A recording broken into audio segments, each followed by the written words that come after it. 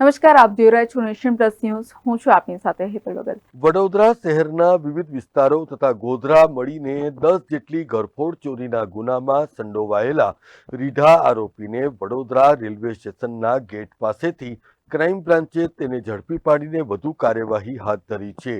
વડોદરા શહેરના વિવિધ વિસ્તારમાંથી ચોરી અને ગોધરા ખાતે ઘરફોડ ચોરીના ગુનામાં નાસ્તો ફરતો રીઢો આરોપી જર્નેલ સિંહ ટાંક ટ્રેનમાં બેસીને સુરતથી વડોદરા આવી રહ્યો હોવાની બાતમી ક્રાઇમ બ્રાન્ચને મળી હતી, જેને આધારે ક્રાઇમ બ્રાન્ચની ટીમે વોચ ગોઠવી હતી અને જેમાં જર્નેલ સિંહ ટાંક ઝડપાઈ ગયો હતો.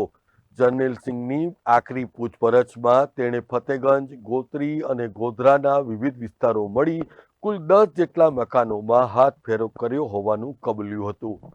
ક્રાઇમ બ્રાન્ચે રીઢા આરોપીને આગળની કાર્યવાહી માટે ફતેગંજ પોલીસને સોંપ્યો છે. Bureau report, Nation Plus News, Vadodara.